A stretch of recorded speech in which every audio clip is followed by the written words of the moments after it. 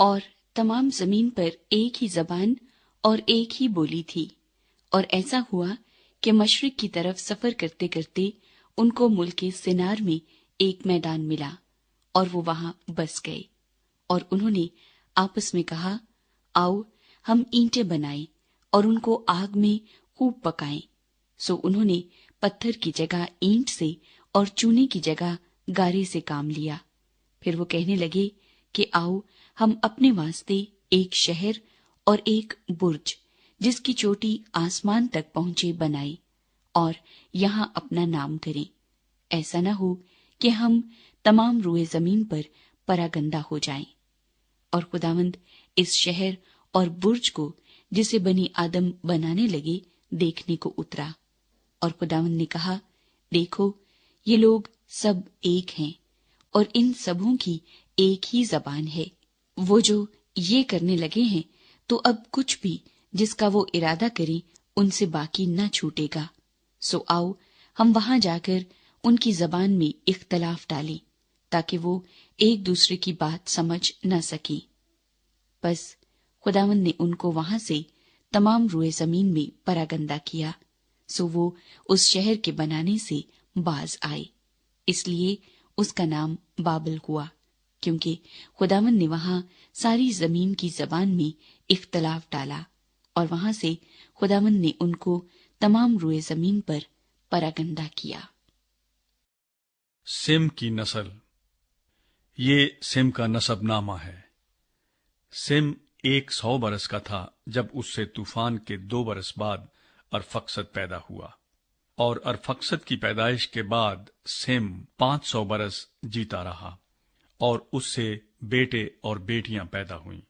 جب ارفقسد 35 برس کا ہوا تو اس سے سلاح پیدا ہوا، اور سلاح کی پیدائش کے بعد ارفقسد 403 برس اور جیتا رہا، اور اس سے بیٹے اور بیٹیاں پیدا ہوئیں۔ سلاح جب 30 برس کا ہوا تو اس سے ابر پیدا ہوا، اور ابر کی پیدائش کے بعد سلاح 403 برس اور جیتا رہا، اور اس سے بیٹے اور بیٹیاں پیدا ہوئیں۔ جب ابر 34 برس کا تھا تو اس سے فلج پیدا ہوا، اور فلج کی پیدائش کے بعد ابر 430 برس اور جیتا رہا، اور اس سے بیٹے اور بیٹیاں پیدا ہوئیں۔ فلج 30 برس کا تھا جب اس سے رعو پیدا ہوا، اور رعو کی پیدائش کے بعد فلج 209 برس اور جیتا رہا، اور اس سے بیٹے اور بیٹیاں پیدا ہوئیں۔ اور رعو 32 برس کا تھا جب اس سے سروج پیدا ہوا، اور سروج کی پیدائش کے بعد رعو 207 برس اور جیتا رہا، اور اس سے بیٹے اور بیٹیاں پیدا ہوئیں۔ اور سروج 30 برس کا تھا جب اس سے نحور پیدا ہوا، اور نحور کی پیدائش کے بعد سروج 200 برس اور جیتا رہا، اور اس سے بیٹے اور بیٹیاں پیدا ہوئیں۔ نحور 29 برس کا تھا جب اس سے تارح پیدا ہوا، اور تارح کی پیدائش کے بعد نحور 119 برس اور جیتا رہا، اور اس سے بیٹے اور بیٹیاں پیدا ہوئیں۔ اور تارح 70 برس کا تھا جب اس سے ابرام اور نحور اور ہاران پیدا ہوئے۔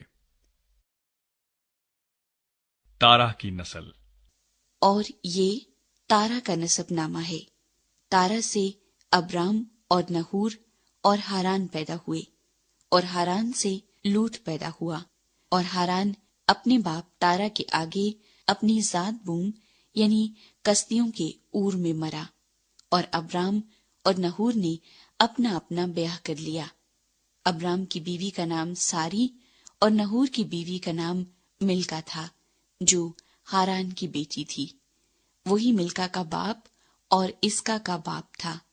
اور ساری بانجھ تھی، اس کے کوئی بال بچہ نہ تھا۔ اور تارا نے اپنے بیٹے ابرام کو اور اپنے پوتے لوط کو جو ہاران کا بیٹا تھا، اور اپنی بہو ساری کو جو اس کے بیٹے ابرام کی بیوی تھی ساتھ لیا، اور وہ سب کسدیوں کے اور سے روانہ ہوئے کہ کنعان کے ملک میں جائیں، اور وہ ہاران تک آئے اور وہیں رہنے لگے۔ اور تارا کی عمر 205 برس کی ہوئی، اور اس نے ہاران میں وفات پائی۔